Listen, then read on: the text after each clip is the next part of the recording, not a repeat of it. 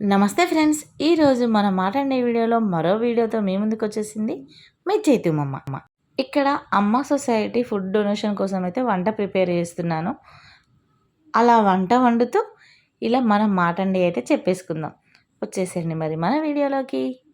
ఏది చేయాలన్నా కొంతమంది భయపడుతూ ఉంటారు. ఇంతకుముందు నేను కూడా సేమ్ అలాగే ఉండేదాన్ని.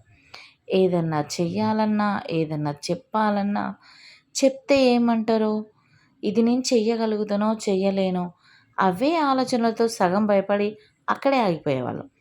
అలాగే చాలామంది అలానే ఉన్నారు. అలా కాకుండా ఏది జరిగినా భయపడొద్దు. ఏదైనా సరే మేము చెయ్యగలుగుతాం అన్న గట్టి నమ్మకంతో మనం ముందుకెళ్ళాలి.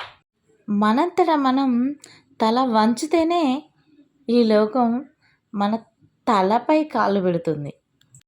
అదే మనం తల ఎత్తుకునే పని చేస్తే ఎదుట వాళ్ళు మన ముందు తల దించుకునేలాగా జరుగుతుంది. మనం ముందుగా భయాన్ని జయిస్తేనే విజయం మనల్ని వరిస్తుంది అని నా నమ్మకం. అందుకనే ఎప్పుడు కానీ అసలు భయపడకండి. ఏదైనా సరే మనం గట్టిగా మాట్లాడితేనే మనం అనుకున్నది అవుతుంది. మనకు కావలసిన ఆన్సర్ కూడా దొరుకుతుంది. ఏమంటారు? ఒక్కటండి, మనం సంతోషంగా ఉండాలి అనుకుంటే సంతోషంగా ఉంటాం. మనం బాధపడాలి అనుకుంటే బాధపడతాం. అది ఎలాగో నేను చెప్తాను. ముందుగా మనం బాధపడే విషయం దాని గురించి మాట్లాడుకుందాం. ఏదైనా మన ఇంట్లో కానీ, మన చుట్టుపక్కల కానీ, మనం పని చేసే కాడ కానీ ఎక్కడైనా ఉండొచ్చు. ఏదైనా జరిగితే దానివల్ల మనం బాధపడతాము అని మనకు తెలుసు. సరే, మనం బాధపడ్డాం. బాధపడడం వల్ల ఏమొస్తుంది?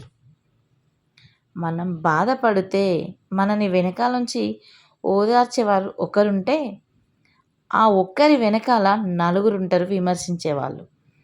ఏది చేత కాకుండా ఎందుకు బాధపడడు అని. అసలు మనం ఎందుకు బాధపడుతున్నామో కూడా సగం అర్థం కాదు. అయినా కానీ వెనక నుంచి విమర్శలు వస్తూ ఉంటాయి.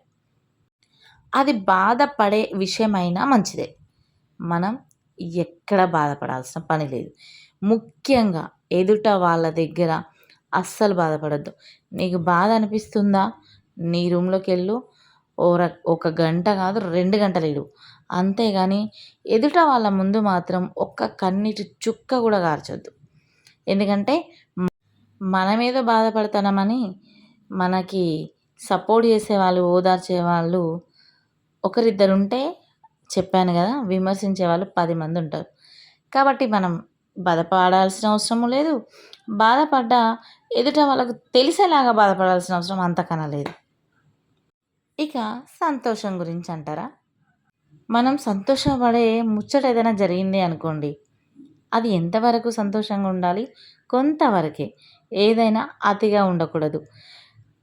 నవ్వు ఆరోగ్యానికి చాలా మంచిది అంటారు పెద్దలు. అలాగే నవ్వు 4 విధాల చేటు అని కూడా కొందరు అంటారు. ఈరోజు నవ్వుతే అమ్మో ఈరోజు నేను ఇంత నవ్వుతున్నా, రేపు ఏడుస్తానేమో అని కొందరు మాటలలో మనం వినే ఉంటాం. మీరు కూడా వినే ఉంటారు. మన సంతోషాన్ని చూసి ఓర్వలేనోళ్ళు బోలెడు మంది ఉంటారు. మన సంతోషాన్ని చూసి వాళ్ళు సంతోషపడే వాళ్ళు ఒకరు ఇద్దరు ఉంటే, ఓర్వలేని వాళ్ళే 10 మంది ఉంటారు. సేమ్ నేను ఇంతకుముందు బాధ గురించి ఎలా చెప్పాను.